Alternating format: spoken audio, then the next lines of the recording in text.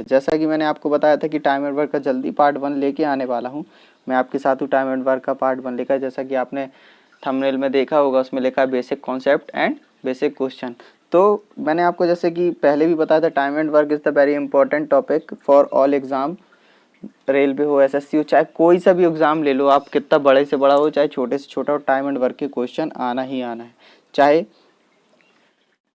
क्या कहते हैं एक आए चाहे दो आए, ठीक है, इसके क्वेश्चन आना ही आना है पेपर में, चाहे एक आए चाहे दो आए।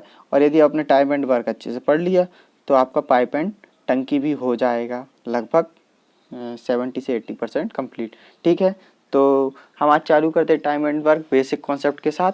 चलिए, हम बेसिक कॉन्सेप्ट के साथ चालू करने से पहले हम सीधे डायरेक्ट क्वेश्चन से चालू करेंगे, कि क्वेश्चन करने के बाद मैं आपको बेसिक कॉन्सेप्ट भी बताऊंगा, लेकिन क्वेश्चन करेंगे तो हमें ज़्यादा इफेक्टफुल रहेगा, ज़्यादा कुछ समझ में आएगा, क्योंकि इसमें ऐसा कुछ है नहीं ज़्यादा समझाने के लिए। यदि मैं आपको क्वेश्चन से बता देता हूँ, फिर उसके अंदर बेसिक भी बताऊंगा कि कैसे करते हैं। ठीक है, चलिए चालू करते हैं time and work with basic concept. ठीक है, जैसा कि आपके सामने एक क्वेश्चन है, ए किसी कार्य को 10 दिन में कर सकता है, ए किसी कार्य को 10 दिन में करता है तथा बी किसी कार्य को 15 दिन में करता है। मैं एक बार पढ़ा रहा था तो मैंने एक क्वेश्चन दिया कि एक लड़के को मैंने बोला कि मैं एक व्यक्ति एक कार्य को 10 दिन में करता है और दूसरा व्यक्ति उसी कार्य को 15 दिन में करता है।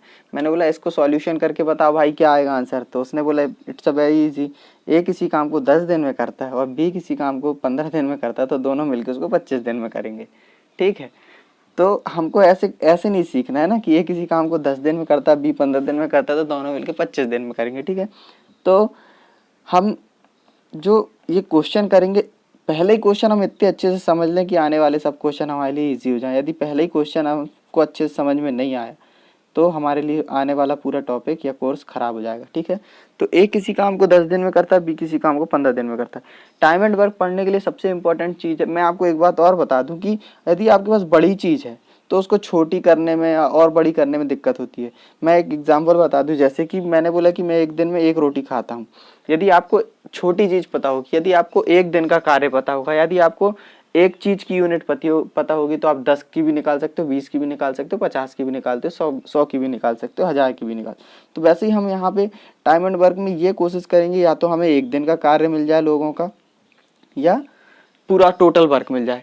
टोटल वर्क मिल जाएगा तो भी हमारे लिए आसान हो जाएगा, और एक दिन का कार्य मिल जाएगा तो भी हमारे लिए आसान हो जाएगा।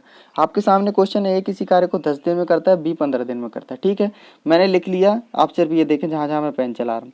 ए किसी काम को 10 दिन में करता है और बी किसी काम को 15 दिन में करता है। ठीक है, तो टाइम एंड वर्क पढ़ने के लिए सबसे यूजफुल और सबसे इम्पोर्टेंट जो चीज़ है वो है एलसीएम।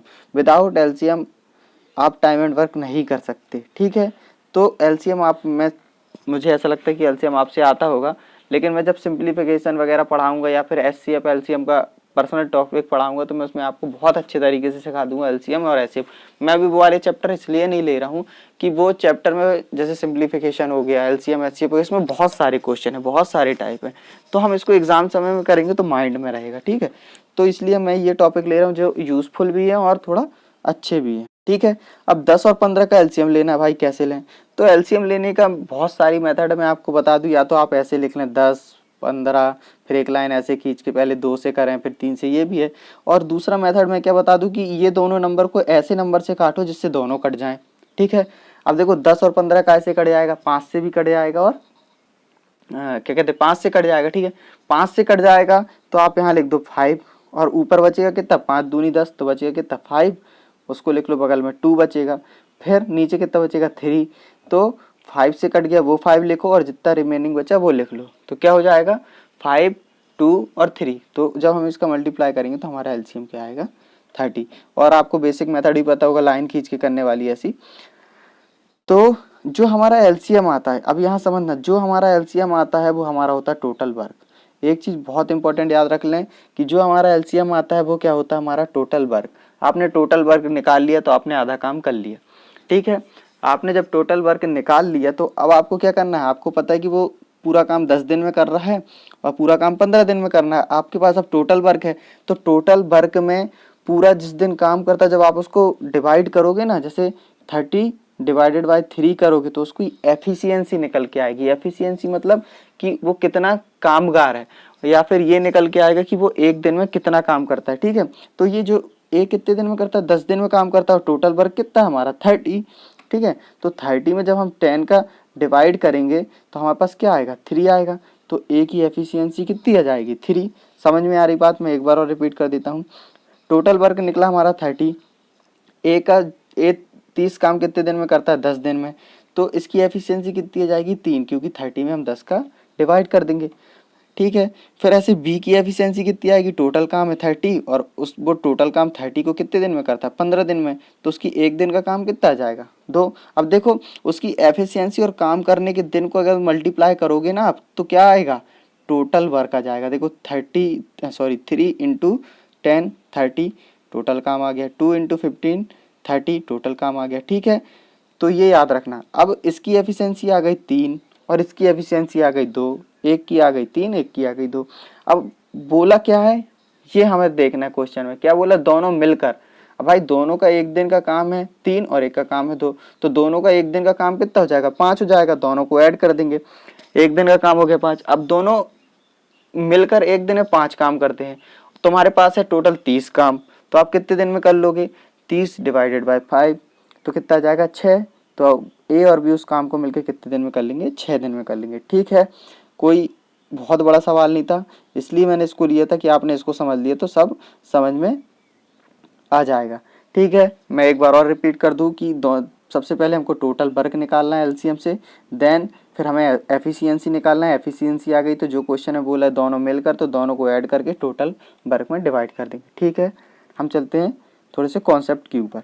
तो मैंने आपको जैसे बता दिया एफिशिएंसी कैसे निकालेंगे, एफिशिएंसी कैसे निकालेंगे, वर्क। तो वर्क सबसे पहले निकालना पड़ेगा हमको टोटल काम।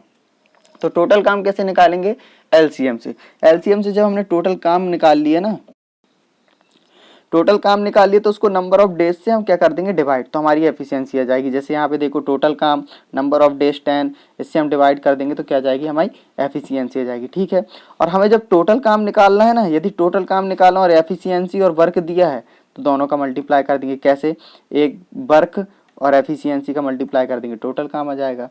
ठीक है, ये मैंने आपको बेसिक कॉन्सेप्ट के 2 फॉर्मूले थे, तो ये भी मैंने बता दिए। ये दोनों बहुत इंपॉर्टेंट है, ये आपने कर लिए तो आपका काम हो गया, समझ लो टाइम एंड वर्क में।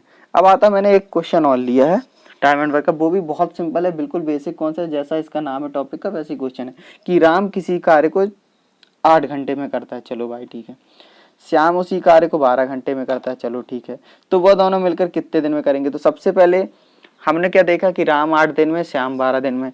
ठीक है भाई, राम 8 दिन में, श्याम 12 दिन में, दोनों का एलसीएम लेंगे तो हमें क्या मिलेगा, टोटल काम। दोनों का एलसीएम ले लिया भाई हमने, कितना आया 24। एलसीएम आप से बनता होगा, कितना आया 24। तो ये हमारे पास क्या आ गया, टोटल काम। टोटल काम और नंबर ऑफ डेज कितना है, राम का 8 और इसका 12। तो जब हम टोटल काम नंबर ऑफ डेज जो है उसका डिवाइड करते तो एफिशिएंसी आएगी, तो राम की एफिशिएंसी 3 आ गई भाई। और श्याम की कितनी आएगी, 12 दूनी 24, 2 आएगी। ठीक है, श्याम की एफिशिएंसी भी आ गई हमारे पास। अब क्या बोल रहा है क्वेश्चन में कि वो दोनों मिलकर उस कार्य को कितने दिन में करेंगे, वह मिलकर उस कार्य को कितने दिन में करेंगे। तो 3 एफिशिएंसी इसकी है भाई, 2 एफिशिएंसी इसकी है भाई, टोटल एफिशिएंसी दोनों की कितनी हो गई, 5। तो दोनों मिलकर एक दिन में 5 काम करेंगे। हमारे पास टोटल काम कितना है, 24।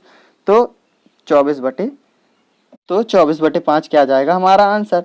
यदि क्वेश्चन में 24/5 आंसर है तो उसको टिक कर दो। यदि फ्रैक्शन में दिया है तो 4 सही 4/5।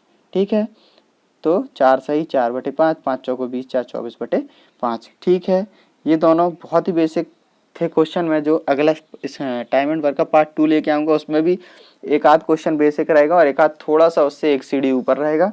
तो वेट करें मेरा सेकंड वीडियो आने तक, and thanks for watching and keep